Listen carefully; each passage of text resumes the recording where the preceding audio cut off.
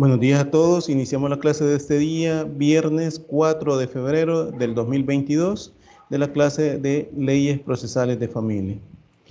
Este día, previo a desarrollar la clase de este día, que me corresponde impartirle este día, debo de decirles dos cosas, ¿verdad? Una, que el laboratorio de semanal que les había dicho, sí se va a hacer este día, ¿verdad? Es en los grupos. Me han salido, bueno, fueron 10, quiero ver, 9 grupos que me mandaron de los alumnos, que fue de manera, ¿cómo se llama? Que todos decidieron agruparse, hacerlos tal cual yo les había dicho.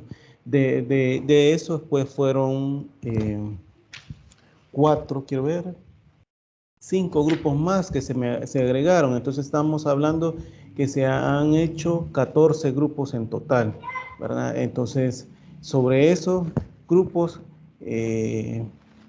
bueno, lamentablemente no sé qué es lo que he tenido, si es que en realidad yo no puedo subir las cuestiones a la plataforma o hay un bloqueo. No, por eso, esa razón es que no se los he podido, no les sale todavía a ustedes, ¿verdad? Pero sí va a ser este día.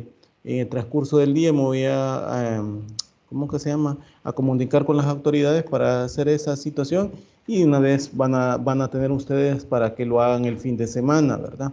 Con los grupos que ustedes han decidido hacerlo, ¿verdad? Y siempre van a ser sobre los principios procesales de familia, que es lo que vamos a culminar esta mañana con los mismos, ¿verdad? Entonces, ese es el primer aviso de decirle, ¿verdad? La segunda es a reiterarle, ¿verdad? Que el compromiso de ustedes como alumnos de estar en las clases. ¿Con qué fin? Pues en primer lugar, que ustedes sean más participativos, ustedes hagan preguntas, pues, y que la clase sea más amena para ustedes, ¿verdad? Entonces, esa es una de las situaciones, aunque nosotros como docentes reportamos la asistencia de los alumnos. Eso en sí, el aviso que les quería dar previo a todo. Bueno, esto sin que también pues dejemos de lado de que las clases se graban y se están en la plataforma de Team. Voy a tratar la manera de transferir estas videos a la plataforma virtual de la universidad para que ustedes tengan esas clases también, porque Team en la medida va haciendo, lo va borrando, ¿verdad? Va haciendo esa situación. Entonces, eso ante todo puedo decirle, ¿verdad? Una vez evacuado esto, no sé si hay preguntas con respecto a esta situación que he hecho, si no, pues continúo, ¿verdad? Con el desarrollo de la clase. ¿Hay preguntas con respecto a esto? Todo bien. Excelente. Entonces, bueno, la última clase nos habíamos quedado con respecto... Uy, logran ver la diapositiva, ¿verdad? Que a veces voladito se me sale. Pero logran ver la diapositiva, todo esto. Sí se ve. Ok, ok. La última clase habíamos hablado de esos principios procesales, habíamos hablado también de la oralidad, de la sana crítica, ¿verdad? Antes de todo eso habíamos hablado también de los otros principios, había seguido desarrollando los principios de positivo, el inquisitivo, el principio de economía procesal, celeridad, concentración, ¿verdad? Lo que tiene que ver en la inmediación también, la publicidad propiamente tal, ¿verdad? Pues también dentro de que obviamente el principio de inmediación está inmerso en el principio de la oralidad, de la sana crítica que habíamos hablado, ¿verdad? Hoy toca desarrollar o seguir desarrollando sobre el principio de igualdad procesal. Sobre esto, pues, bueno, un espacio pequeño darles también a ustedes previo a lo de la clase, pero también si los principios que ya desarrollé hay preguntas, ¿verdad? Para evacuarlas. Si no, pues continúo con el principio de igualdad. Los escucho para ver si hay alguna pregunta, evacuarla, ¿verdad? En la medida que ustedes puedan comprender mejor estos principios. Me dicen, me indican, o aunque sea uno, si me dicen si hay preguntas, no hay preguntas, si no, continúo. Yo tengo una pregunta, licenciado. Vaya, dígame. En la clase pasada usted habló de la doble instancia, pero cuando lo mencionó yo me estaba dirigiendo para mi trabajo, entonces no sé si podría volver a explicarlo porque la verdad es que no lo entendí. Ok. La doble instancia que me estaba refiriendo es cuando en lo que respecta a al desarrollo de los procesos, cómo se deben de seguir, pues cómo se deben de conocer, ¿verdad? Generalmente dentro de un proceso, ¿verdad? Cuando se inicia en un juzgado de familia, cualquiera que sea, desde San Francisco Botera, Santa Ana, San Salvador, todas esas son primera instancia. Entonces se desarrolla y vamos a ver nosotros cómo desde que inicia la demanda, con el desarrollo de todo el procedimiento que reúne los requisitos del artículo 42 de la Ley Procesal de Familia y que culmina con la sentencia, ¿verdad? A partir de ese supuesto es primera instancia, un primer conocimiento de los tribunales. A eso me refería en primer lugar, de la primera instancia. Segunda instancia es cámara de familia, ¿verdad? En nuestro país, pues, hay 3 cámaras de familia desarrolladas como son la Cámara de Familia de Oriente,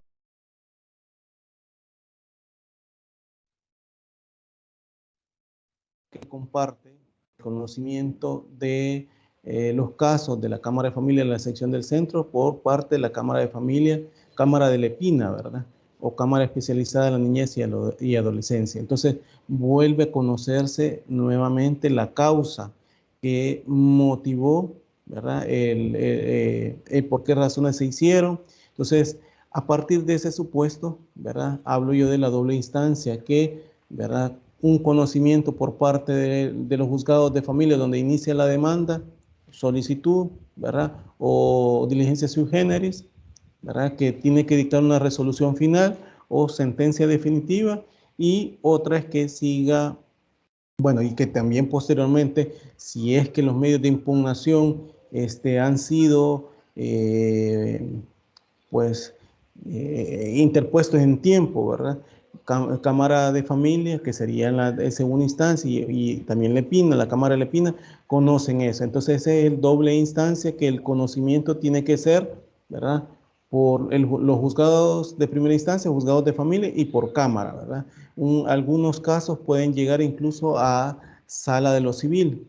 Cuando hablo de Sala de lo Civil, son algunos por medio de la casación, ¿verdad? Y eso pues lo vamos a ir desarrollando en su momento para que ustedes puedan ir viendo de esa situación, ¿verdad? Pero en sí lo que estuve hablando de esa doble instancia era esa situación de que el conocimiento podría ser, ¿verdad? No solo queda en un solo juzgado, sino que puede ser conocido en segunda instancia, en este caso por las cámaras de familia, incluso la Lepina, ¿verdad? Dependiendo de la competencia territorial que se les atribuye por parte de la ley orgánica judicial.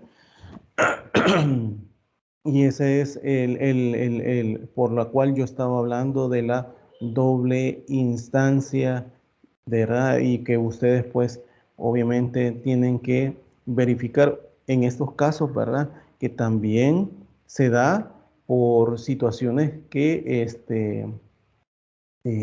obviamente el litigante quiere que se desarrolle con mayor plenitud, ¿verdad? Y para que tenga armas para poderlos impugnar, ya sea, si no es por cámara, pues por el proceso de amparo en la sala de lo constitucional, en el evento que han habido algunas situaciones que pudiesen vulnerar algunos derechos de las partes, ¿verdad? Entonces, a eso me refería la doble instancia por parte de como decirle, la última clase, que eso, pues obviamente, ¿verdad? Que es un principio que necesariamente tiene la existencia en el ámbito, ¿verdad?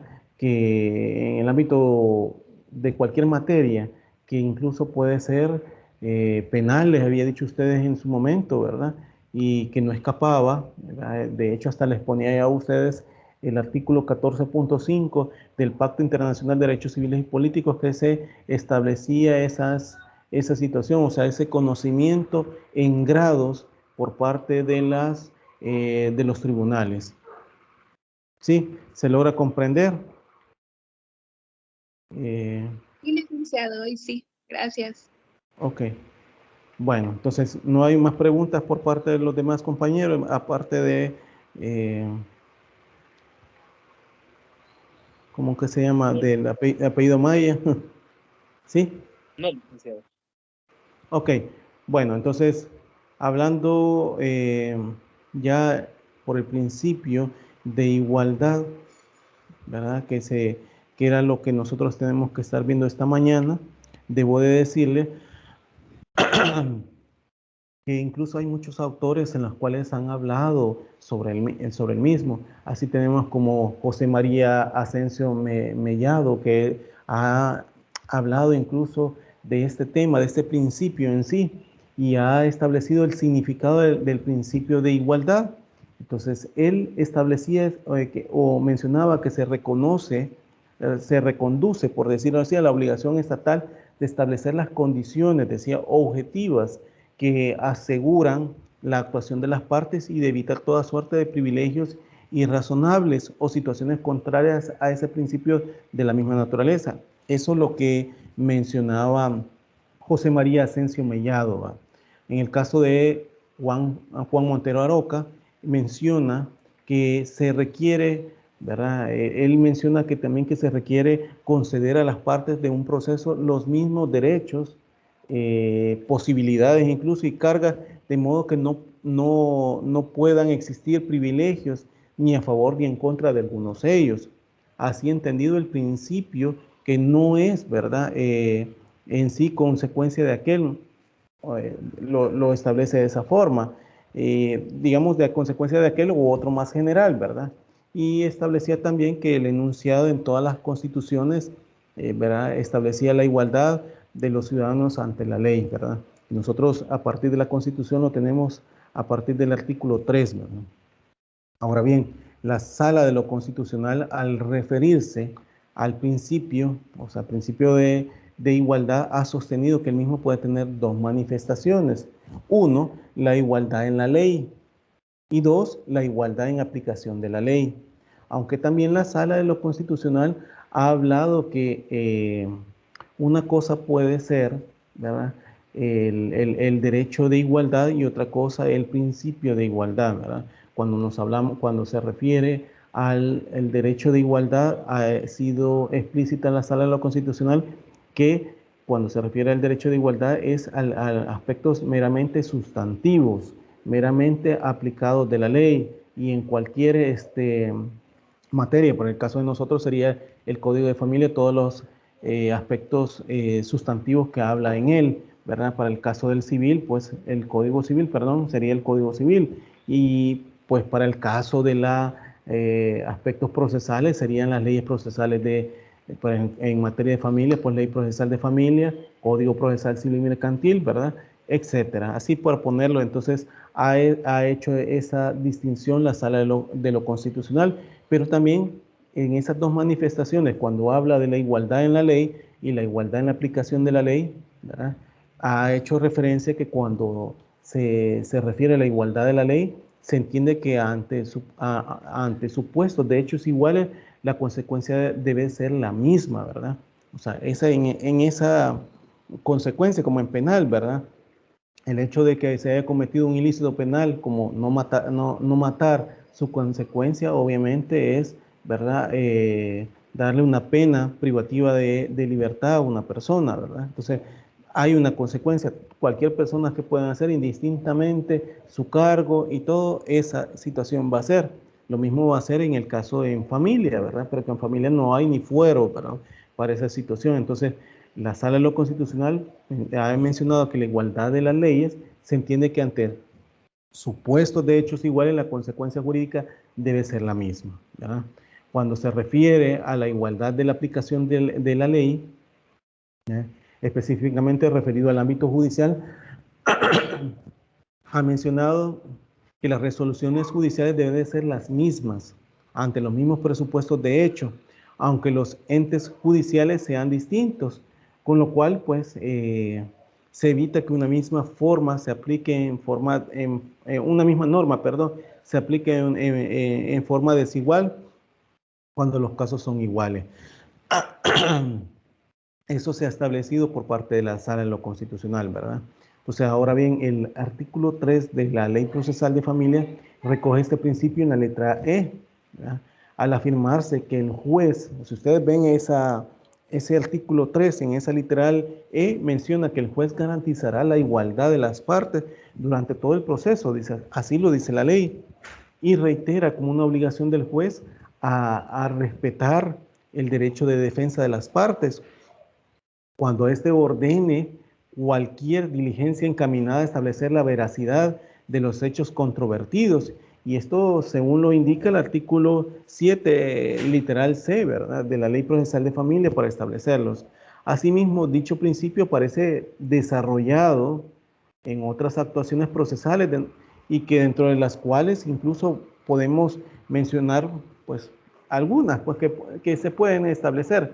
¿Cuáles podemos mencionar? Por ejemplo, los actos de comunicación procesal. Al establecerse en el artículo 33 de la Ley Procesal de Familia, que toda providencia o resolución debe ser notificada a las partes y a sus apoderados.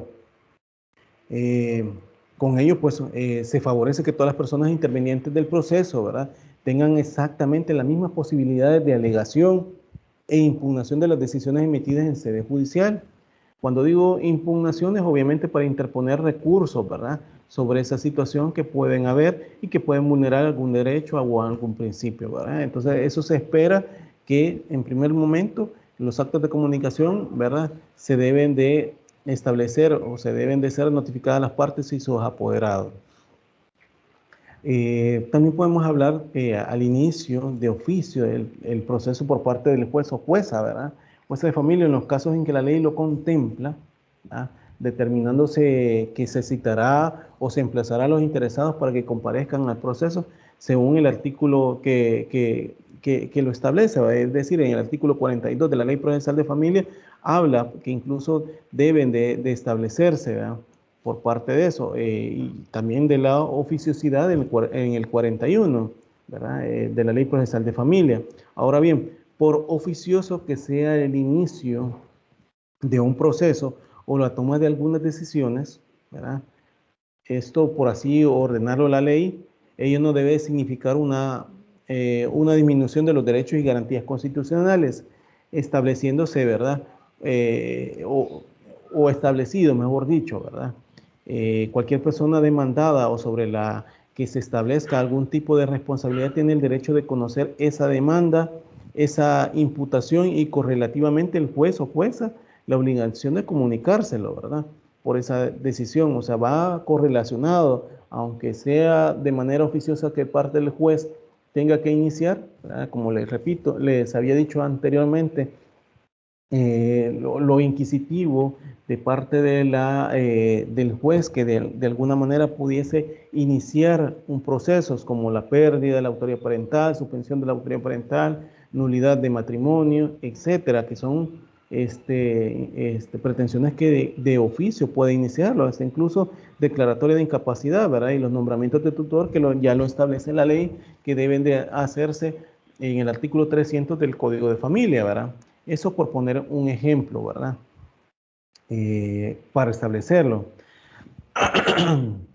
Al señalarse que la demanda solo puede ser modificada o ampliada antes de que la misma sea contestada, porque solo en ese momento puede ser, ¿verdad?, para garantizar que la persona demandada conozca todos los extremos de la misma. Y esto lo establece el artículo 43 de la Ley Procesal de Familia, ¿verdad? Y con esto se busca evitar la sorpresa, las trampas, por decirlo así, las actuaciones dolosas y antiéticas del ejercicio profesional de la abogacía. No es que estemos pensando de que todo abogado es corrupto, que todo abogado no va a obrar bien, sino más bien que esa situación, el direccionamiento del proceso vaya de manera limpia, ¿verdad?, para que sea conocida el objetivo, que es la verdad real de los hechos, ¿verdad? La estructura del proceso debe establecerse en reglas claras para todas las personas intervinientes, a fin de favorecer un debate en condiciones, ¿verdad?, de igualdad en el proceso.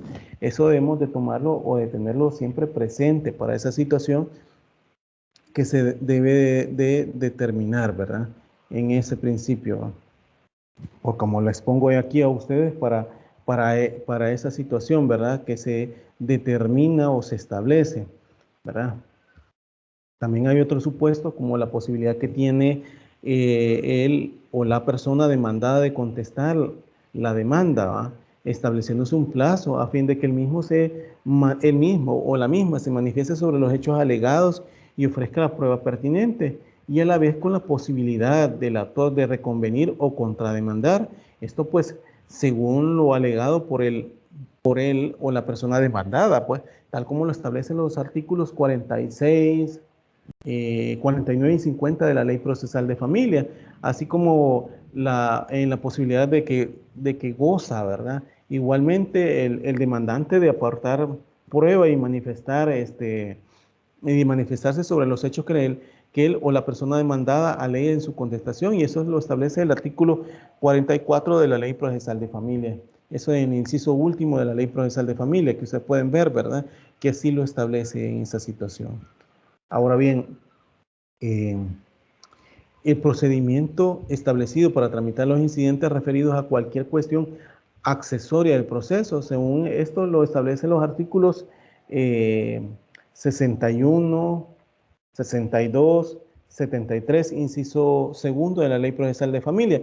Y la lógica de estos en los incidentes es la misma.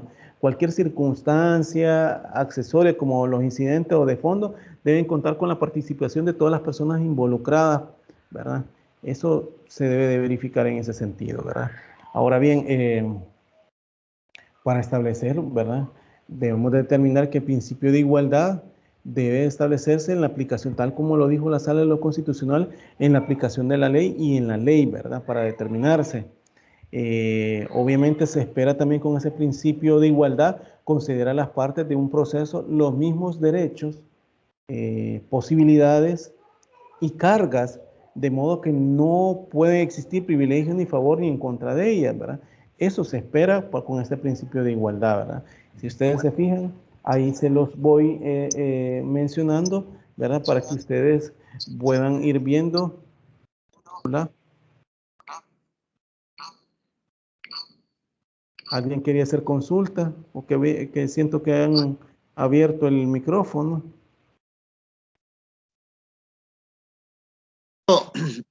Voy a hacer agregar ahí algo. En Dígame. cuanto a ustedes, los abogados profesionales y abogados no profesionales, esto que se está evitando acá para que se den esos casos que se agrega ahí a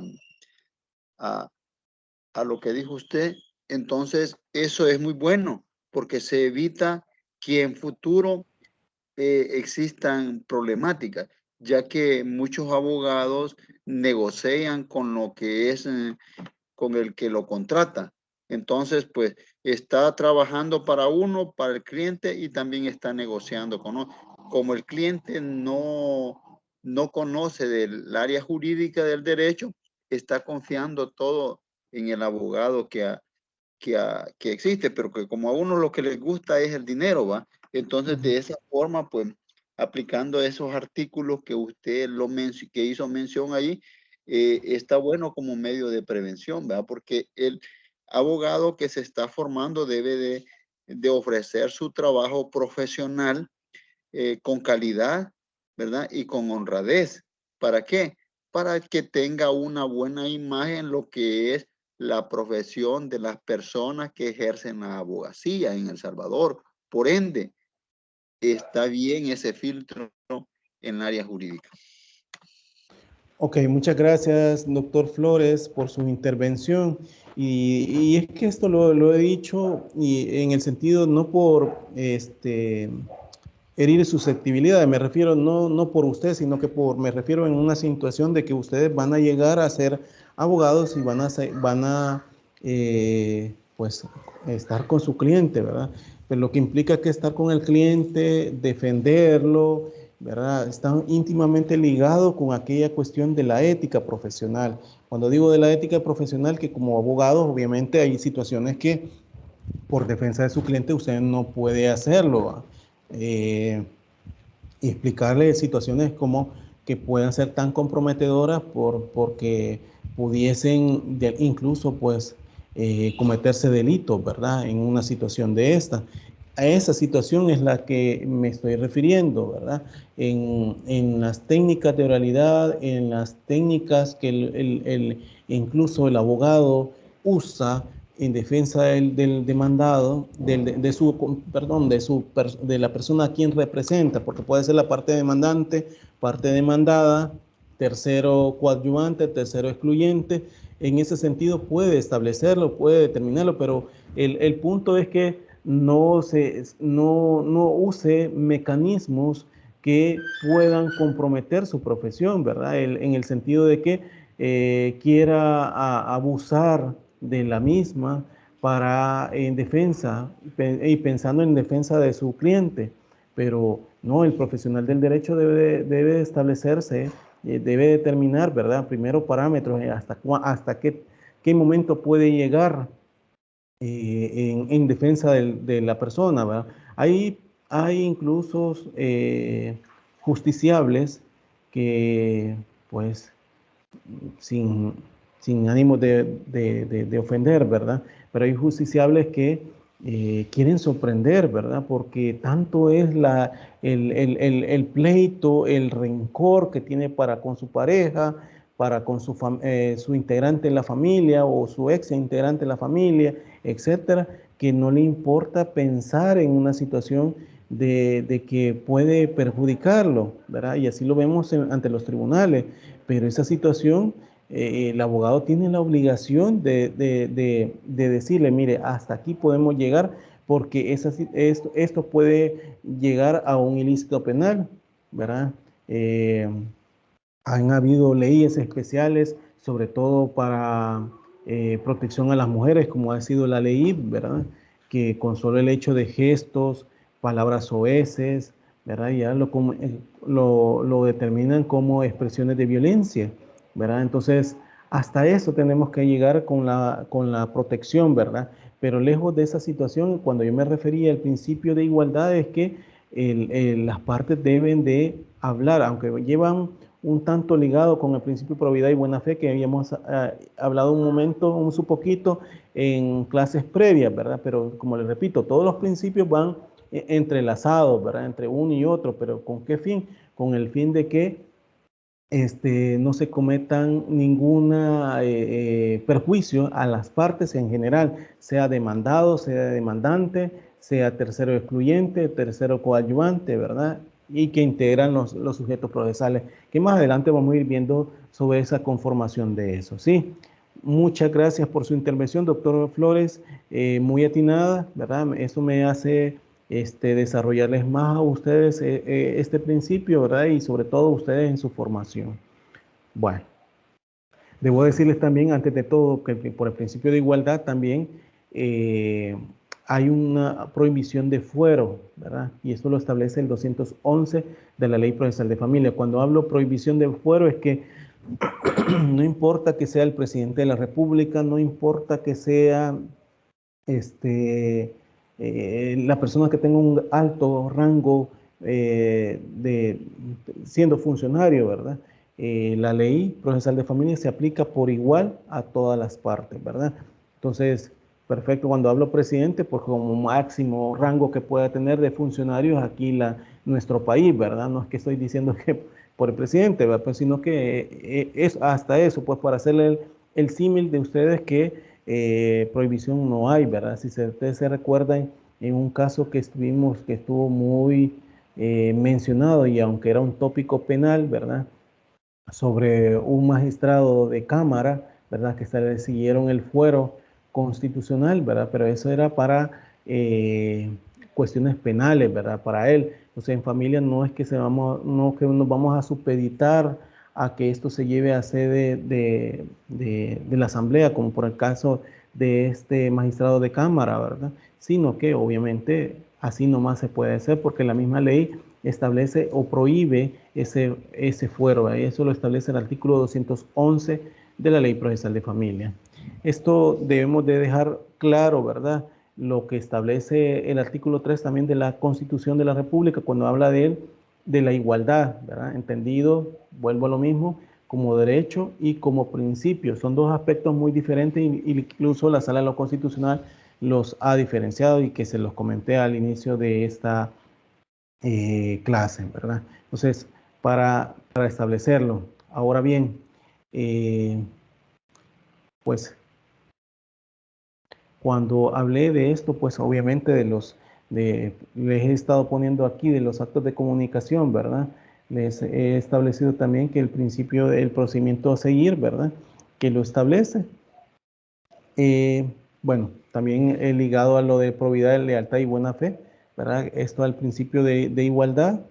Y ahorita me remonto al principio de eventualidad. Bueno, no sé si hay preguntas hasta acá, pues, si no continúo con lo mismo. O sea, con el desarrollo de la clase, con el principio de eventualidad. ¿No hay preguntas? Buenos días, le pregunto. Buenos días. Bueno, ¿sí? Con respecto al principio de igualdad, usted decía que no hay prohibición de fuero. En caso de los diputados, si hay alguno que cometa un crimen, un daño contra la mujer, igual, no es preciso que vaya al... Ajá. No. Perdón que la interrumpa. No me confundan una situación con otra, ¿verdad? Hablo de cuestiones de familia, ¿verdad? Familia me refiero a todos aspectos, divorcios, alimentos, declaratoria judicial de unión no matrimonial, ese tipo de procesos que se deben de ventilar en los tribunales de familia, ¿sí? Incluso hasta violencia intrafamiliar, ¿verdad? Pero ya cuando se va a un escenario penal por delito, ¿verdad? Ahí sí tiene que ser, porque ahí se aplican las normas penales, no normas de familia, ¿verdad? La ley como materia especializada, esa tiene un tópico un tanto en su mayoría penal, ¿verdad? Entonces, ahí sí tienen que seguir el proceso respectivo para las personas que tienen cargos de funcionarios, ¿verdad? Entonces, por eso es que les ponía el ejemplo con el magistrado de cámara, que en su momento fue muy escuchado por nosotros, ¿verdad? Porque hasta lo televisaron, etcétera. Que cometió un ilícito, ¿verdad? Con respecto a una niña, ¿verdad? Entonces, indistintamente, sea una niña, sea una mujer, ¿verdad? Y se ha cometido un delito, entonces ahí sí tiene que seguir el respectivo desafuero, ¿verdad? En las instancias pertinentes, ¿verdad? Pero en el caso de familia, para todas pretensiones que puedan haber, ¿verdad? De las que ya les he estado hablando, divorcio, alimento, pérdida de la autoridad parental, etcétera, esas no se piden fuero, ¿verdad? O sea, quitarles el fuero a estos funcionarios y así lo establece el artículo 211 de la Ley Procesal de Familia. ¿Queda claro, Elsa Mengíbar? Sí, Eli, gracias. Ok. Bueno, no sé si hay más preguntas y continúo con el principio de eventualidad. Los escucho. ¿Hay más preguntas sobre eso? No, licenciado. Excelente, muchas gracias. Bueno, continuando con lo que estamos hablando ya por el principio de eventualidad, ¿verdad? Este principio, debo de decirlo, ¿verdad? Al igual que el principio de igualdad y los otros, ¿verdad? Han sido incluso autores que se han manifestado como ellos. Y así tenemos a Enrique Vescovi, que mencionaba que significa la necesidad, mencionaba que significa la necesidad, pues, de aprovechar cada ocasión procesal íntegramente, empleando en su acumulación eventual todos los medios de ataque y defensa de que se disponen para que surtan efecto, ¿verdad? En el momento, es decir, por si alguno de ellos no los produce. incluso pues que ejercen juntos todas las excepciones o incidentes, entendiéndose que de no hacerlo así, ¿verdad? Se puede incluso, se está renunciando a ponerlas que expresamente no le fueron a ejercitar en uno solo de los medios de ataque y de defensa, o de defensa de sus representados, ¿verdad? Sobre eso, pues incluso ese principio de eventualidad, ¿verdad? Montero Aroca ha manifestado que significa que dentro de las distintas fases o tiempos del procedimiento han de realizarse en concreto con contenidos determinados, de tal manera pues que él ha establecido que si la parte no lo ejerce oportunamente, pierde la posibilidad de realizarlo. O sea, es la eventualidad en el momento que se debe de realizar un acto, ¿verdad? De manera concisa. Jaime Azula Camacho ha mencionado que visualiza dicho principio como parte de la economía procesal e incluso pues indicando él mismo que la eventualidad guarda estrecha relación con el principio de preclusión. Preclusión, pues obviamente que termina, que hay plazos perentorios que se deben de establecer, que se determinan por la ley, como la contestación de la demanda, que son 15 días, ¿verdad? Para hacerlo, que ya no se puede ampliar esa situación a menos de que haya una situación que pueda generar, ¿verdad? Como el caso de una ampliación de la demanda, que ahí pueda surtir ese efecto en qué aspectos se pudiesen ampliar para la contestación de la demanda, pero en sí, ¿verdad? La eventualidad guarda estrecha relación con el principio de preclusión, ¿verdad? Así como lo dice Azula Camacho, ¿verdad? Pues toma como referencia las fases o términos del proceso y ha mencionado que consiste en que si en determinadas etapas o estancos, ¿verdad? Del proceso, una parte puede realizar varios actos y debe llevarlos a cabo de manera simultánea y no sucesiva, como puede ser incluso también en las audiencias, ¿verdad? Las audiencias que vamos a ver desarrolladas en su momento, que la audiencia preliminar o la audiencia de sentencia, ¿verdad? Que esas pueden establecerse, ¿verdad? Y que en sus fases las partes pueden interponer incidentes, pueden interponer recursos, ¿verdad? Y lo vamos a ir viendo en su momento, pero sobre esa situación es que se espera con el principio de eventualidad. En cuanto al principio de preclusión, el mismo autor incluso, ¿verdad? Azula Camacho, ¿verdad? Señala que en los actos procesales deben realizarse dentro de la etapa u oportunidad señalada por la ley, y esto pues so pena de ser ineficaz, lo que significa que si el acto se realiza extemporáneamente es inválido, es decir, no pudiese surtir los mismos efectos, pues porque la ley ya le establece un tiempo, ¿verdad? Por cuanto no existe ninguna circunstancia que determine su nulidad, pues, pero no surten los efectos que con él se pretenden, ¿verdad? Establecer, ¿verdad? Porque el juez por esa razón debe negar la que mediante la solicitud o petición se hace en ese momento. O sea, no hay una prohibición para establecerlo, pero sí hay una preclusión para el hecho de, por ejemplo, los recursos, ¿verdad? Que de manera oral se tienen que poner una vez después del dictado de la resolución por parte del juez, ¿verdad? Y si no lo ponen en ese momento, pues obviamente ahí eso se va a entender que no hay supuesto o que ya le precluyó el término, ¿verdad? Podemos incluso sintetizar de estos dos autores que yo les he mencionado la idea principal que dan, digamos, como contenido que revelan la naturaleza propia de estos principios. Podemos decir que cada etapa o fase del proceso está diseñada para que las partes adecuen, ¿verdad?, su actuación a determinados requisitos. Y esto es que las partes deban de manifestarse o concretar su actuación, ¿verdad?, en la forma y plazo que la ley prevé, ¿verdad? Porque se debe ceñir a eso que determina la ley. Así como tenemos, por ejemplo, que la contestación de la demanda debe hacerse dentro de los 15 días hábiles siguientes al emplazamiento, ¿verdad? Como les había dicho, eso lo establece el artículo 97 de la Ley Procesal de Familia, y en la misma debe haber una manifestación sobre los términos de la demanda. Asimismo, se debe ofertar la prueba pertinente y que debe considerarse la posibilidad de plantear incidentes o excepciones, ¿verdad? Al planteamiento al contestar la demanda o al planteamiento de una reconvención, porque ya vamos a ver que cuando se plantea dentro de la contestación de la demanda una reconvención o mutua petición, como lo establecía el Código de Procedimientos Civiles, ¿verdad? Es una nueva demanda que se establece a partir de la contestación que se hace de la que se ha demandado, ¿verdad? Todas esas posibilidades, en caso de ser posible, atendida las circunstancias del caso, deben realizarse por regla general en el lapso de tiempo. Y como les digo, para la reconvención, obviamente, en el lapso de los 15 días que tiene para contestar la demanda, tiene que reconvenir o contrademandar a la persona que demanda, ¿verdad? Que es la parte actora o demandante, ¿verdad?, dentro del proceso.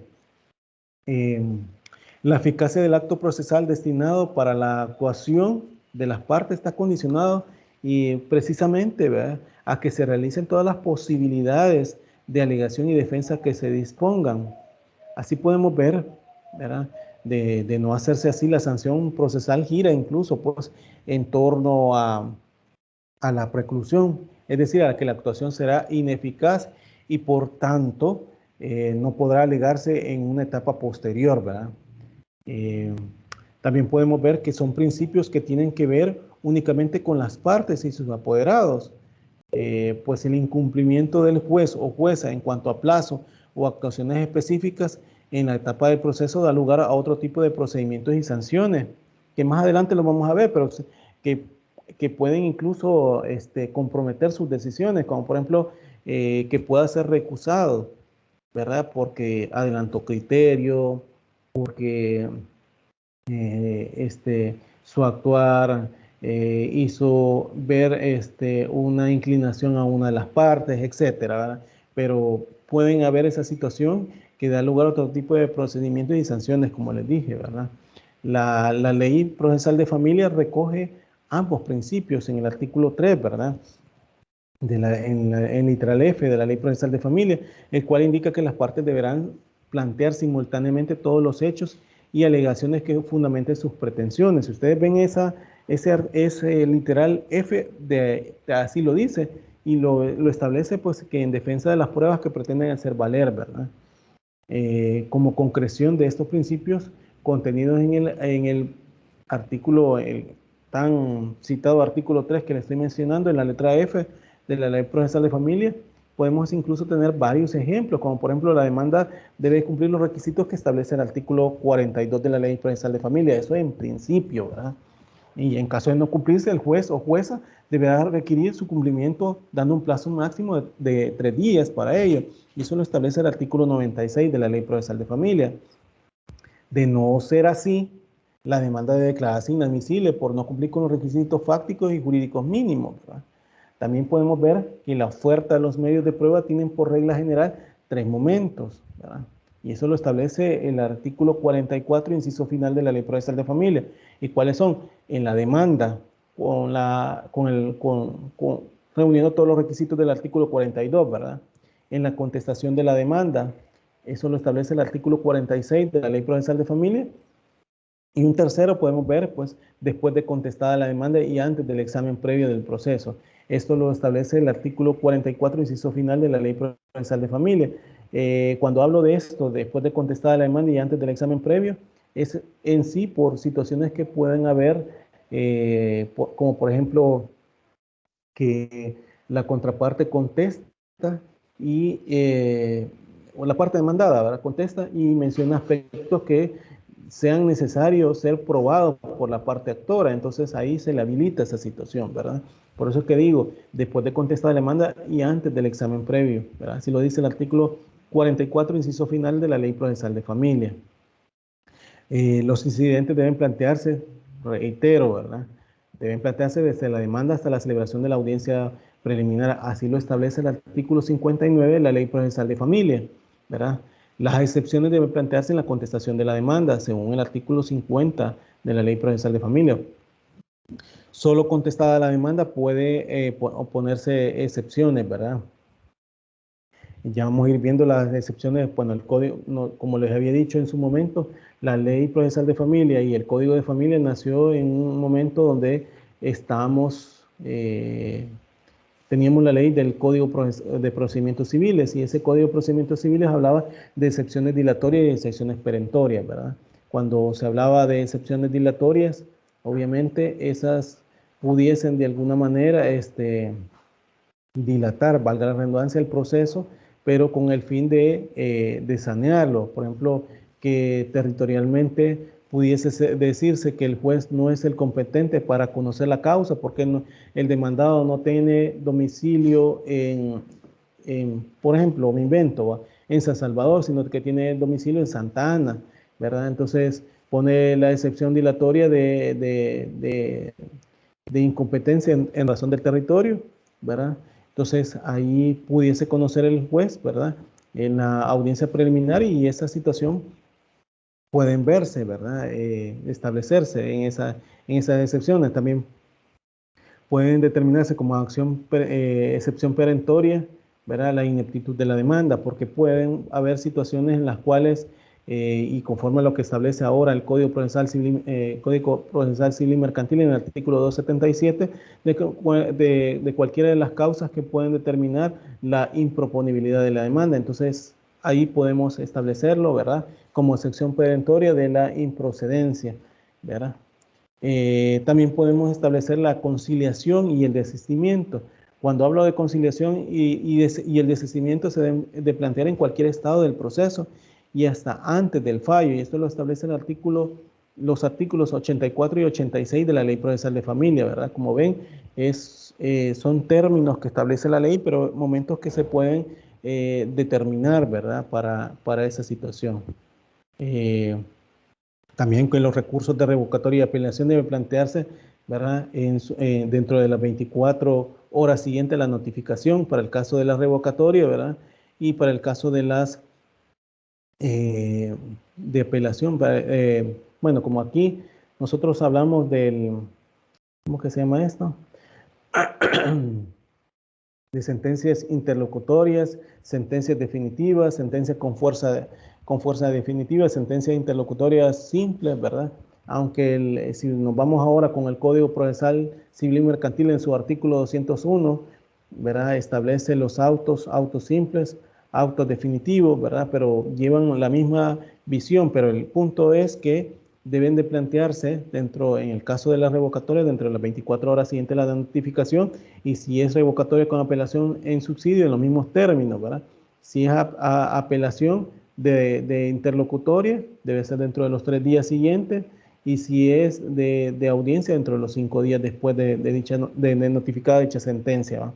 Según se trate la interlocutoria o sentencia definitiva respectivamente, debo decirlo, ¿verdad?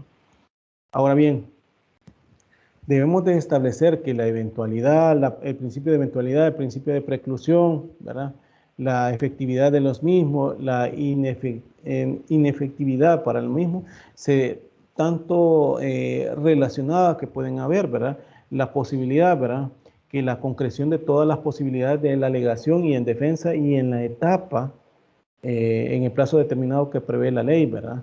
Las partes incluso pierden la posibilidad de realizar el acto diseñado en la ley y por ende, debo decirle, la posibilidad de alegar o defender lo que le corresponde, ¿verdad? Si es que no lo hizo en su momento para esa situación, ¿verdad? Entonces, ahí vemos el caso de ese principio de eventualidad que se establece por parte de la ley, ¿verdad? Eventualidad de preclusión, ¿verdad? Ahora bien, aunque ya había hablado un poquito de la motivación de las resoluciones, pero retomando esta también para el aspecto, ¿verdad? De qué debemos de entender sobre la congruencia y la motivación de las resoluciones judiciales, ¿verdad? Vuelvo a citar a Zula Camacho, que menciona que el principio de congruencia consiste en la concordancia que debe de existir entre entre la petición que se hace, formulada por las partes, y la decisión que sobre él toma el juez, ¿verdad? Es decir, entre lo que se pide y lo que se resuelve, que debe haber una concordancia, ¿verdad? Ese principio de congruencia, ¿verdad? Que sea congruente entre lo que se pide y lo que se resuelve. Y por ende el autor menciona que la congruencia puede ser externa e interna. Cuando habla de externa, es que la congruencia propiamente dicha, ¿verdad? Lo que se debe establecer se refiere a la concordancia o armonía, ¿verdad? De la demanda y la sentencia que se pronuncia sobre ella. Y cuando habla de lo interno, ¿verdad? Se refiere a la concordancia entre la parte motiva y la resolutiva de la sentencia, es decir, la motivación que le da por parte del juez a esa resolución, ¿verdad? Entonces, así como vamos a ir viendo incluso otros autores como Omar White, perdón, que mencionaba incluso que sobre la congruencia, que señala que la sentencia que dicta el juez tiene que ser congruente con lo que pidieron las partes y con lo que se discutió. Si ven, tienen una similitud entre Azula Camacho y este autor de Omar White, ¿verdad? Entonces, si el juez confiere la sentencia más de lo que se pide, entonces incurre en el vicio de ultra petita. ¿Se acuerdan que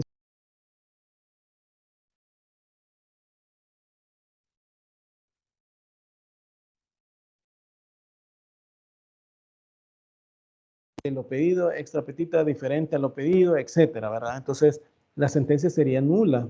Y hay otro en que incurre el juez, es que la extra petita, que consiste en cosas diferentes de lo que se pidió, como les repito, ¿verdad? Y que también vuelven nula esa situación. Montero Aroca menciona también que, aclarando que la incongruencia por omisión o de pronunciamiento, él decía que es la exhaustiva, atendiendo a la verdadera congruencia a lo que es por exceso, ¿verdad? Que en general dice que se refiere a sobrepasar esos límites que vienen enmarcados por las peticiones y alegaciones de las partes. Cuando dice esas peticiones y alegaciones de las partes, debe ceñirse en esos, hasta qué punto puedo llegar, ¿va? Y es dentro de esa verdadera incongruencia donde se procede a distinguir los tipos de las mismas que pudiesen haber, y principalmente la incongruencia por ultra petita. Él lo establece con la que suele hacerse referencia a los casos en que el fallo de la sentencia otorgue más de lo pedido, esa ultra petita, ¿va? Y con ello se está partiendo del presupuesto de que la sentencia puede otorgar con máximo todo lo pedido, pero no puede ir más allá, ¿verdad?, de esa situación. Por ejemplo, en casos de alimentos, ¿verdad? Ha pasado esa situación. Por ejemplo, la madre pide el común, ¿verdad? La madre le pide alimentos al padre en representación del hijo. Imaginémonos que le pide, ella hace, como esto va por el principio de proporcionalidad, ¿verdad? Ella hace una situación de que pide $200. Imaginémonos un supuesto hipotético que estoy poniendo. $200, y eso es lo que le pide el juez, que se le establezca al padre y todo, pero este padre puede ser un empresario que puede perfectamente aportar más en el desarrollo de su hijo, ¿verdad? Si bien es cierto, Cámara de Familia de la sección del centro ha establecido que cuando son aportaciones, obviamente a ambos padres les compete el cuidado de los hijos, ¿verdad? Y la protección del mismo, pero ha dicho Cámara de Familia que no es un 50 y 50%, es decir, que 50% tiene que pagar un padre y el otro 50% el otro padre. ¿Por qué? Porque no siempre va a ser la misma capacidad económica entre uno y otro. Puede llegar en algún momento que sea similar, ¿verdad? Pero puede ser que no. Entonces, cuando hay esa situación, ¿verdad? No podemos establecer que sea un 50 y 50%.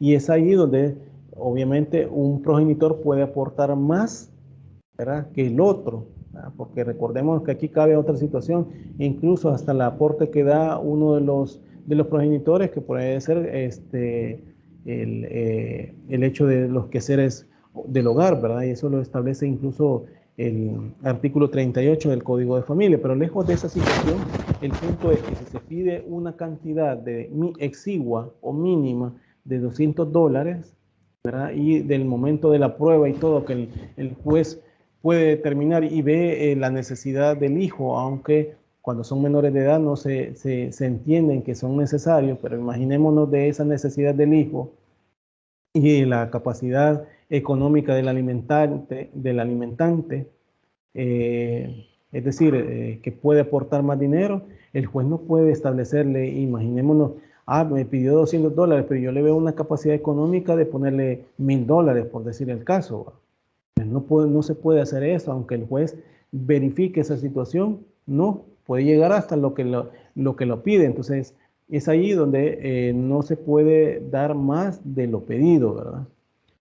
En congruencia por extra petita, incluso también podemos ver palabras con las que se suelen aludirse tanto a que la sentencia concedida o conceda lo no pedido como a lo que conceda o la deniegue por causas distintas de las alegadas, con lo que en realidad se está pidiendo o se está haciendo referencia, o bien a peticiones incluso de las partes, bien o por causas de pedir. Es decir, cuando se establece esas causas de pedir, esa petición de parte del justiciable, sea de parte demandante, sea de parte demandada, por ejemplo, en casos de divorcio, la ley establece que puede pedirse pensión compensatoria, pensión alimenticia especial, pero el hecho de que no sea pedida y que de alguna manera se puede determinar ese desequilibrio que pueda haber, ¿verdad?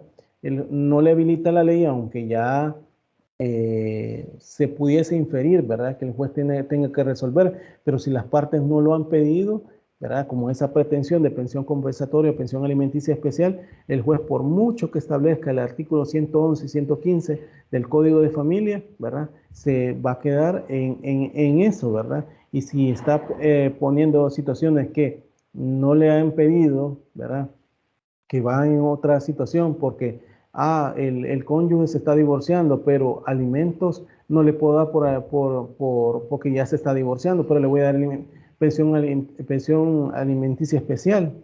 Entonces, ahí podríamos ver la situación que va alejada de la causa pretendia, o sea, de lo que las partes han puesto como causas de pedir, ¿verdad? Se logra entender el ejemplo, ¿verdad?, de lo que les estoy poniendo, se logra entender. Esto para que ustedes puedan verificar, ¿verdad?, en lo que respecta a esas sentencias que se deben de ceñir entre lo pedido, ¿verdad?, y lo que el juez tiene que resolver. ¿Se logra entender los ejemplos? Muy entendido el ejemplo, Leco. Ok, gracias. Bueno, entonces, esa es la situación que les poniéndole, ¿verdad?, para exponerles, ¿verdad? Licenciado, una preguntita. Sí, dígame. En el caso de que usted está diciendo que la madre pide, por decir algo, $200 y el juez le hace el estudio al demandado, al señor, al padre y responsable por el hijo para los alimentos, si él tiene un empleo, además sea empresario, tal como usted hace mención ahí en el ejemplo, y si tiene recursos de bienes inmuebles, les hace el estudio y si puede aportar más para el hijo, además de los pedidos solicitados por la madre, ¿le puede poner la cuota un poquito más elevado al padre o no? ¿O solo lo establecido ya lo que dice en la cláusula la madre de familia lo que pide de $200? ¿O le hace ese estudio al padre? Ok, doctor Flores, como les estaba explicando, el juez se debe de ceñir a lo que se pide, ¿verdad? No puede, porque, o sea, no nos podemos ir porque el juez sabe de derecho, iuria novi curia, que les había dicho a ustedes, tampoco puede decir que el juez porque que por esa situación lo va a establecer, ¿verdad?, por el principio de proporcionalidad. No, porque de los hechos las partes lo integran al proceso, ¿verdad? El juez no se los puede inventar, uno. Dos, si solo le está pidiendo $200, por mucho que el juez pueda ver que hay más capacidad económica, no la puede establecer, porque ahí estaríamos hablando de sentencias ultra petita o extra petita, la forma como lo haya resuelto el juez. Vuelvo y repito, el principio de congruencia debe de ser entre lo pedido y lo resuelto, ¿verdad? Y que obviamente motivado en ese sentido. Ahí el juez está limitado su decisión a esos $200 que puse como ejemplo. No le puede poner más, ¿verdad? A menos que las partes llegaran a un acuerdo, ¿verdad? Y ahí entre ellos están resolviendo esa situación, pero el proceso en sí, lo que está pidiendo, no se puede pedir, no se puede, digamos, que el juez atropelle el derecho de defensa y ponerle más, porque ahí estamos vulnerando el derecho de defensa, porque la contraparte incluso no se le dio la posibilidad de defenderse sobre esa petición, ¿me explico? Entonces, es eso, por esa situación que se devuelve nula una sentencia en ese ejemplo que yo le puse. ¿Se entiende, doctor Flores? Correcto, ahora sí está bien entendido, gracias. Ok, Selvin Díaz ha levantado la mano. Chelic, buenos Dígame. días. Una consulta. Cuando yo vi un caso de que la persona, digamos, el papá en este caso, dio información falsa respecto a sus ingresos, pero se lo da a su pareja, ¿verdad? Y cuando ella pone la demanda en la Procuraduría, pues ella exige una cantidad de acuerdo a lo que ella sabe que puede pagar, digamos, el papá, pero en realidad la capacidad de pago era mayor. Entonces, en este caso, el juez puede pasar, como digamos, esa cantidad, o siempre nos mantenemos en el principio que nos está explicando.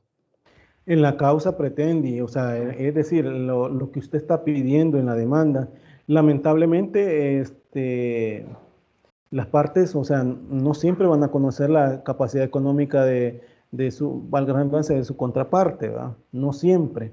Pero, sin embargo, para ese proceso que se entabla, ¿verdad? Pedirle al juez que incluso la investigación, porque hoy en día su capacidad económica, aunque usted pudiese estarla ocultando, es decir, ingresos que usted puede tener, ¿verdad? Pero hay muchas situaciones que las pueden, por ejemplo, empresarios que son accionistas de algunas sociedades, de eso reciben dividendos, ¿verdad? Anuales también. Profesionales que de alguna manera dan, valga la redundancia, sus servicios profesionales, ¿verdad? A X instituciones, ¿verdad? Por ejemplo, ustedes en su momento como profesionales se van a dar cuenta que pueden estar dando asesoría y eso estar pagando, ¿verdad? Recibiendo ingresos, pueden estar dando clases, como en mi caso, ¿verdad? Y que reciben ingresos aparte de su ingreso de su trabajo, ¿verdad? Etcétera. Si me dedico a ventas de algún producto, ¿verdad? Que incluso puede coincidir con que yo sea accionista de una sociedad que se dedica a esa situación. Todo eso puede ver, ¿verdad? En la práctica hay formas para poder establecer, determinarse una capacidad de una persona, ¿verdad? Para verificar si esta persona trabaja, ¿verdad? Se puede dar informes por parte del Seguro Social, si es cotizante, de la AFP, ¿verdad? También si aporta la AFP, incluso si aporta como empresario, ¿verdad? Un poquito más de dinero. La declaración de renta que hace cada año, ¿verdad? Y que obviamente ahí se introduce todos los ingresos que tuvo las personas naturales o jurídicas, ¿verdad? Etcétera. Hay formas para determinarlo, pero eso, aquí viene lo que estábamos hablando antes, la labor del abogado, ¿verdad? ¿Cómo es que tiene que hacer? ¿Qué prueba va a peticionar para establecer la capacidad económica de tal persona? La generalidad es que dentro de los procesos piden unas cantidades bien exorbitantes, ¿verdad? Sobre todo cuando son personas que tienen esa calidad de ser empresarios, de ser médicos, de ser abogados, ¿verdad? Les ponen una cantidad bien elevada, pero ¿es con qué fin? Con que ya dentro del proceso, me refiero en el sentido que hacen la petición en la demanda, ¿verdad? Y ya dentro del proceso se va verificando que cuál es la capacidad y obviamente ahí se puede llegar a negociaciones, ¿verdad? E incluso el juez tendría más parámetros para poder establecer entre 0 y pongamos que haya puesto $1,000, entonces el juez puede establecer en ese rango, entre 0 a $1,000, ¿verdad? Motivar su decisión si es que en realidad se comprobó la capacidad económica de esta persona, del alimentante. ¿Se entiende, Selvin? Sí, Lick, muchas gracias. Ok. ¿No hay otra pregunta con respecto a esto, lo que estoy hablando, de los ejemplos, ¿verdad? No hay más preguntas, si no continúo. Pero dígame si hay preguntas, se va entendiendo, por favor. Los estoy escuchando. Sí, se entiende, licenciado, Ok. se entiende, pero Ok, gracias. Entonces, volviendo a eso, pues, y lo que he estado comentándoles, ¿verdad? Lo afirmado por Montero Aroca ha encontrado eco en la jurisprudencia de la Sala de lo Constitucional también, ¿verdad? La cual ha indicado básicamente la misma idea, ¿verdad? Es decir, al abordar el tema de la congruencia como expresión del genérico, pues, derecho a la protección jurisdiccional. La misma sala ha afirmado antes, ¿verdad?, sobre este principio que obtiene su concreción, pues incluso en el proveído final del juzgador, entendiéndose incluso pues la sentencia definitiva que debe de ser, ¿verdad? Ya que es el momento en que representa frente a la tutela efectiva y normal de los derechos, ¿verdad?, de los gobernados y la obligación de circunscribirla a la pretensión del autor.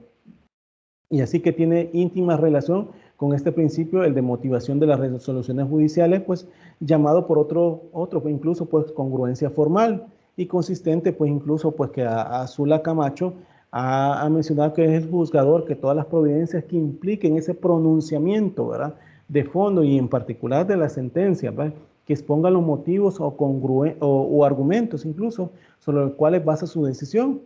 Y incluso otros autores han manifestado que la motivación de las resoluciones judiciales es la exposición coherente y razonada de las causas que indique incluso al juez o jueza a calificar jurídicamente una situación fáctica o legal que considera acreditado en el proceso. Y es que esa motivación, el juez o jueza afirma una convicción nacida de la apreciación, ¿verdad?, de una situación jurídica y tiene el deber de hacerlo en tanto esa declaración de conocimiento es un supuesto de la sentencia que condiciona la existencia de la declaración de voluntad al previo razonamiento del juez o jueza.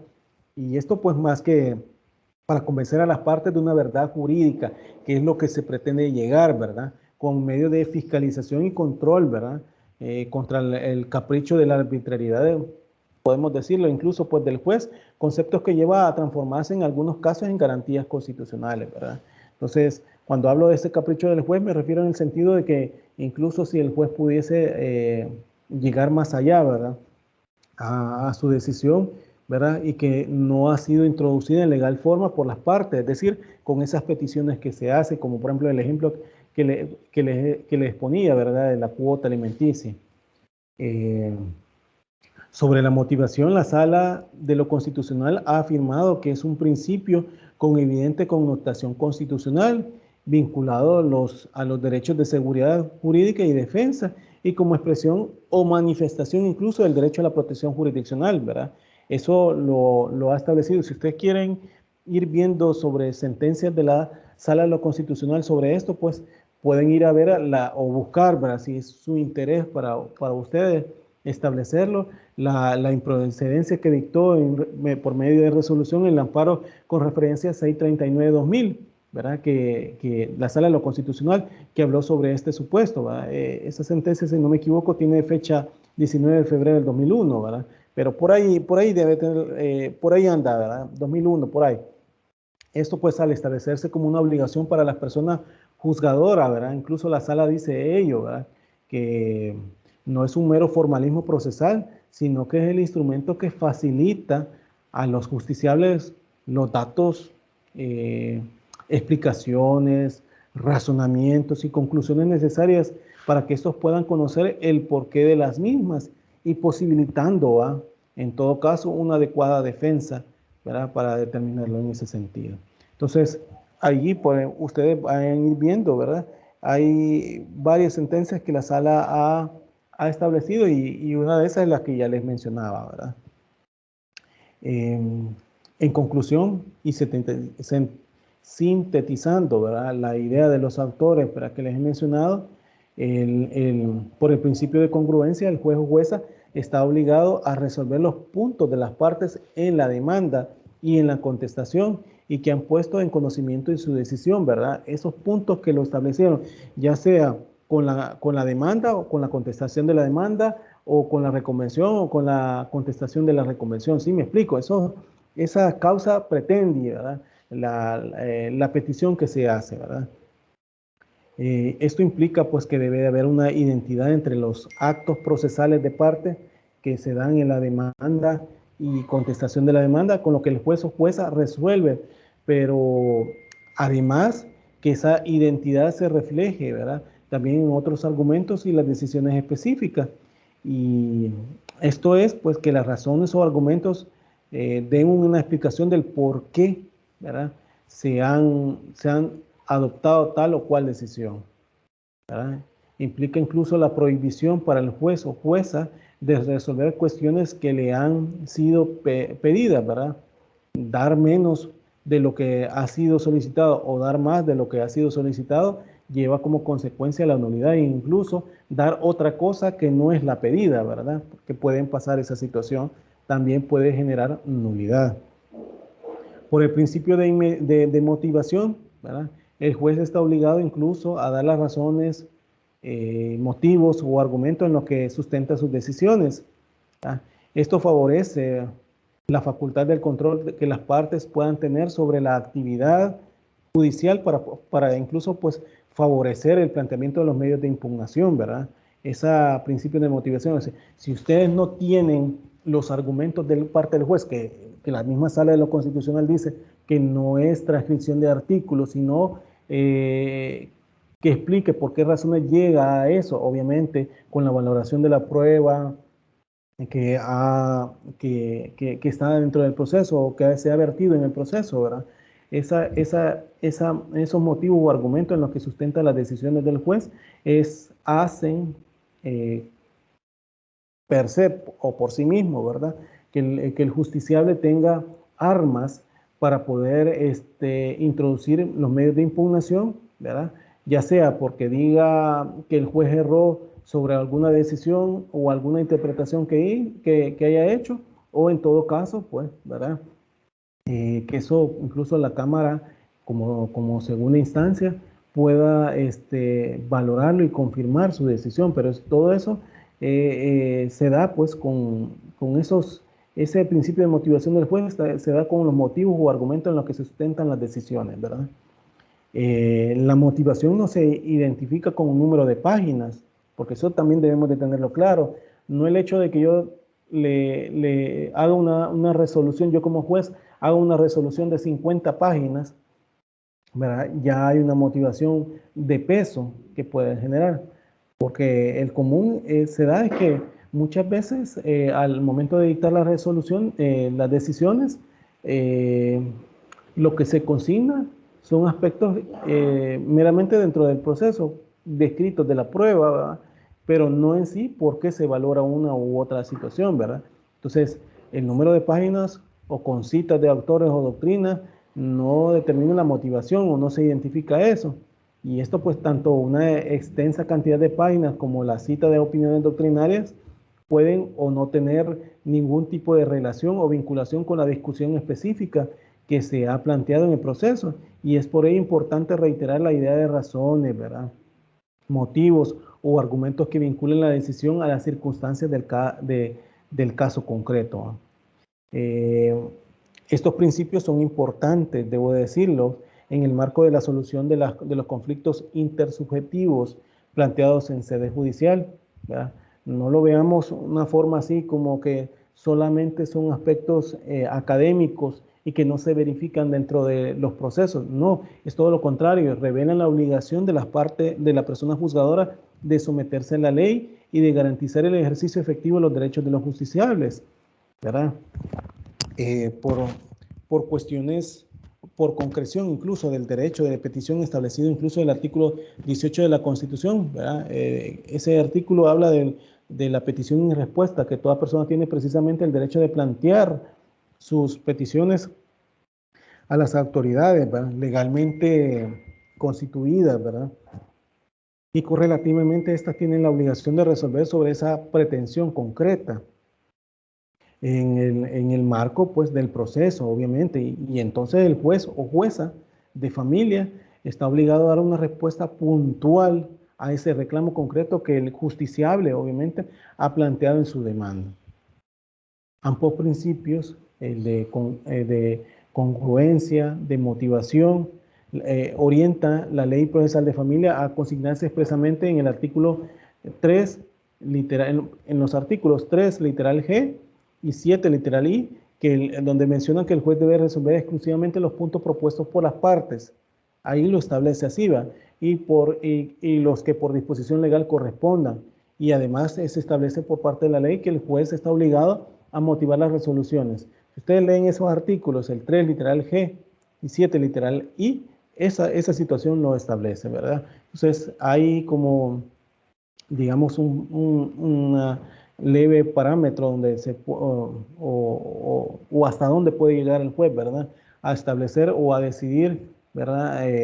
Con respecto a las resoluciones las peticiones que se le presentan. Notemos que el artículo 3, literal G de la Ley Procesal de Familia prevé la posibilidad de que el juez o jueza de familia, ¿verdad?, a la hora de decidir tome en cuenta aspectos o circunstancias, ¿verdad?, que aún no siendo pedidas por las partes, la ley las exija. Debemos de entender que estos aspectos son necesariamente aquellos que se constituyen en consecuencia inmediata e ineludible de lo resuelto, en sintonía obviamente en las peticiones por las partes. Así, por ejemplo, cuando en un proceso se decreta el divorcio, aunque las partes no hayan pedido que se libre oficio al registro del estado familiar, ¿verdad?, como consecuencia o sea, es decir, del divorcio, para presentar una partida de divorcio, la obligación del juez o jueza es ordenar dicha diligencia y según se desprende de los artículos 7, literal B y 125 de la Ley Procesal de Familia. Otro ejemplo podemos decir, ¿verdad?, que sería el caso cuando se ordene el pago de alimentos provisionales por la vía de retención, ¿verdad? Aunque la parte no lo pida, el juez o jueza está obligado a liberar oficio respectivo al pagador del centro o institución en que la persona obligada labora para hacer efectiva la decisión, y eso lo establece el artículo 139, literal A, de la Ley Procesal de Familia y 164, ¿verdad?, del Código de Familia. Sobre esto debo de decirles, ¿verdad?, de esta situación de que el juez se puede amparar en que si no me lo pide, yo no lo doy. Hubo un amparo, quiero ver, del año pasado lo vi, donde hubo una situación de esta. Es decir, hubo una protección a la vivienda familiar. No, quiero ver. Vaya, cuando no sé si ustedes vieron o lograron ver cuando vieron familia, los sustantivos, las instituciones como son la protección de la vivienda familiar y el uso de la vivienda familiar. Son dos aspectos totalmente diferentes, ¿verdad? Cuando hablamos incluso también de bien de familia. Protección a la vivienda familiar lo establece el artículo 46 del Código de Familia y es una protección obviamente del bien de familia que sirve de morada al grupo familiar, ¿verdad? Uso de la vivienda familiar es una consecuencia como medida cautelar y esto lo establece el artículo 813 del Código Civil y siguiente, ¿verdad?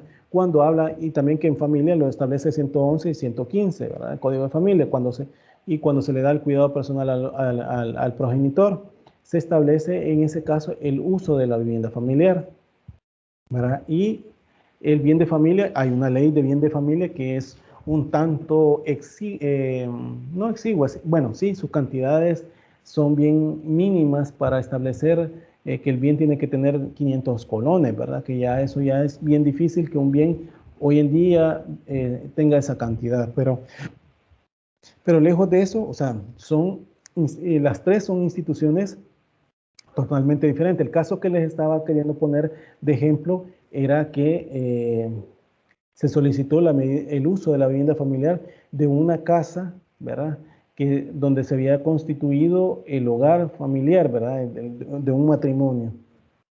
El señor tuvieron pleitos de violencia intrafamiliar y el señor fue excluido de ese hogar. Y la señora continuó con su hijo viviendo en ese lugar, ¿verdad? El punto que el señor perdió su empleo y a la vez que perdió su empleo, ya no quiso pagar el bien, ¿verdad? Porque era un inmueble que había agarrado por medio de un crédito hipotecario, ¿verdad?, con una institución financiera, y él pues dejó de pagarlo. El punto que lo dejó de pagar, él era profesional, pero dejó de pagarlo solamente porque la riña que lo habían sacado del inmueble. El punto está que posteriormente el juzgado no mandó, o sea, dictó la medida cautelar de uso de la vivienda familiar mediante la sentencia, ¿verdad? Dictó el divorcio y el uso de la vivienda familiar, pero el oficio no lo libró. Entonces el señor, a la hora de ver la situación de que el banco le estaba pidiendo pago, vino y pagó vendió la casa, la vendió a una pareja X. El punto es que esa pareja X la compró, hizo el crédito con el banco y todo, y pues posteriormente la señora le dijo al juez que por qué no había librado el oficio. El punto es que el juez dijo, es que usted no me lo pidió.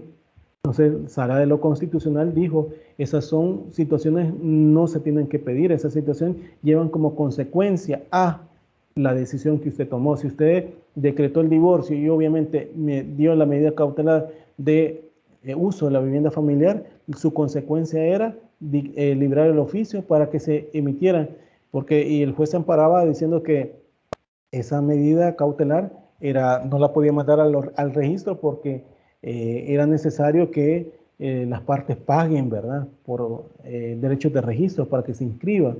Y el juzgado, si lo manda, no podía hacer eso. Entonces la sala le dijo que eso no importaba, librar el oficio siempre lo tenía que hacer. Que las partes no lo hayan querido traer es otra cosa, ¿va?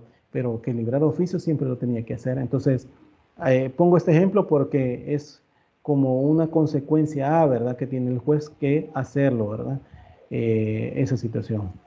Bueno, ante todo debo decirle que todo va ligado a ese principio de congruencia y la motivación de las resoluciones. Debemos de tomarlo en cuenta primero, ¿va?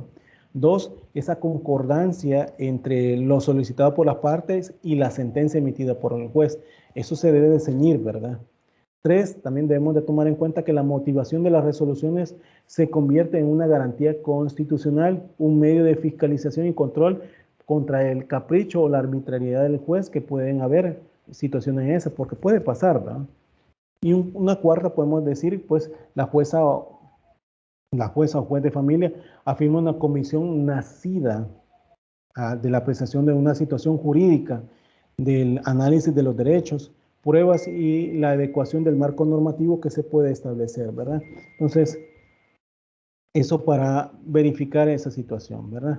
Entonces, no sé si hasta acá hay alguna pregunta, ya casi culminamos con la clase. Espero que ustedes vayan agarrando el hilo de lo que yo les voy diciendo, ¿verdad? Si ustedes vieron en estos principios procesales, ¿verdad? Que yo les he abordado al transcurso de estos previas clases, pues los principios procesales, cómo lo debemos de tomar, ¿verdad? Cuándo debemos de establecer que son sistemas procesales, son principios procesales dentro de la Ley Procesal de Familia. Hablamos sobre el principio dispositivo también en su momento, ¿verdad? Cómo es que se introducen, que va también ligado a este principio de congruencia o la causa de pedir, que yo les decía, ¿verdad?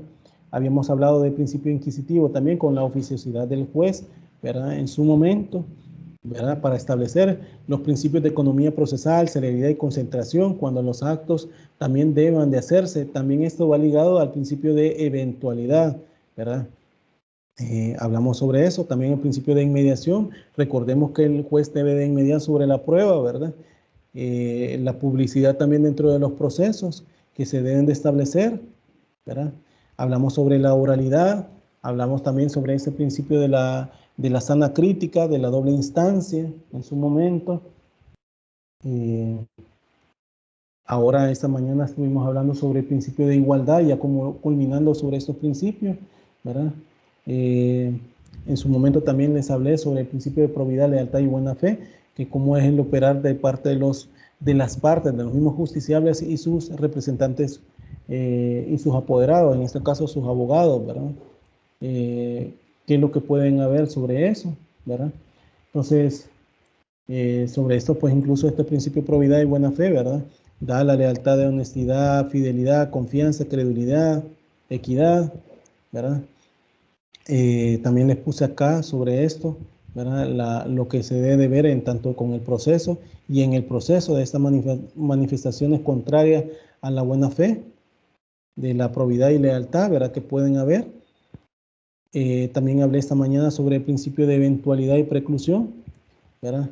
¿Qué debemos de entender sobre eso?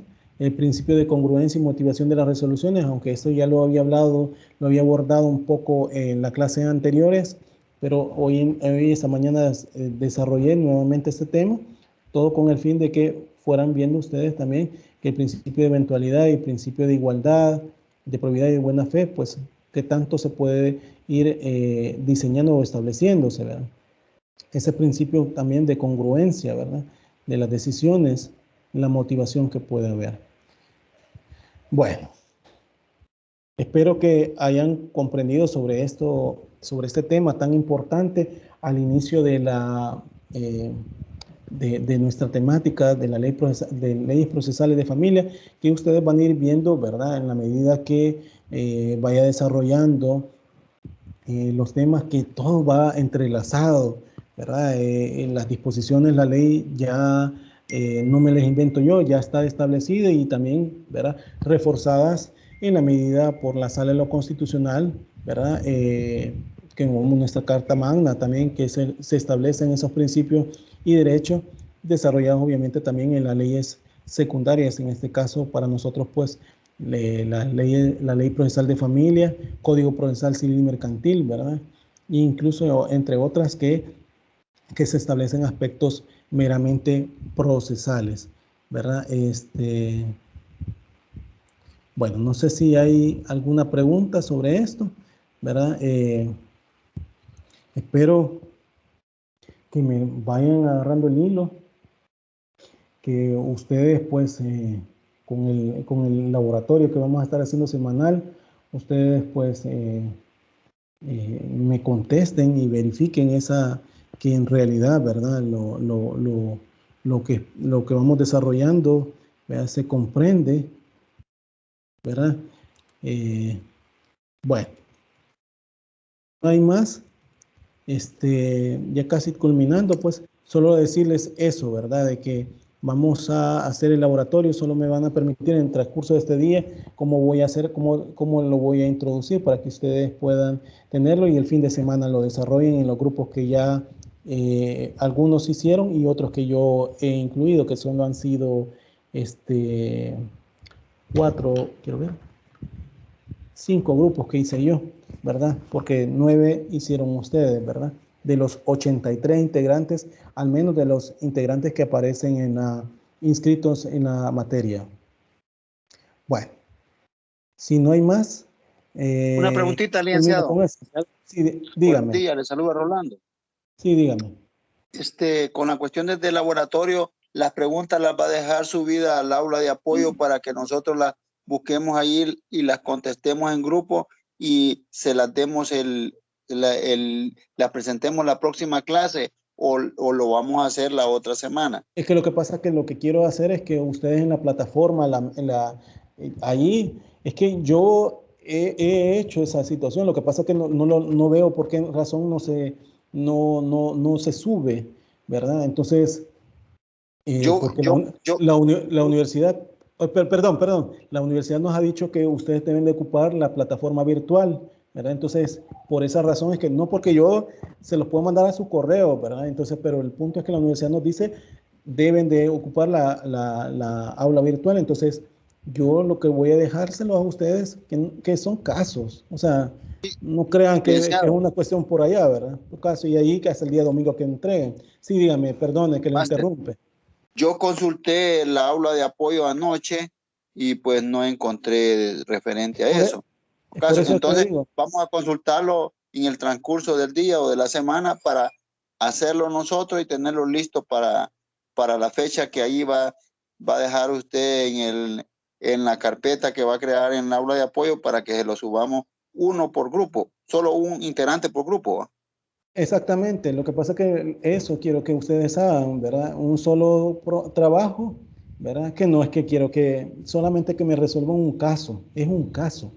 ¿verdad? Va, Y que me entonces verifiquen ustedes los principios que en realidad están ahí, pero hasta el día domingo, este domingo que viene, hasta ese día va a ser, porque como les había dicho a ustedes en un inicio, es que los laboratorios van a ser semanales, ¿verdad? Entonces, a eso voy, ¿verdad? Entonces, no se pongan así como que no voy a poder hacerlo, ¿cómo no?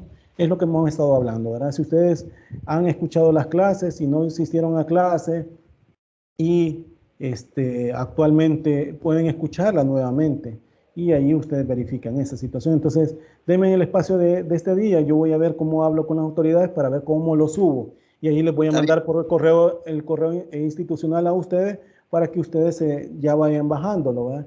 Y hagan ver ustedes también que todos los compañeros que están, ¿verdad?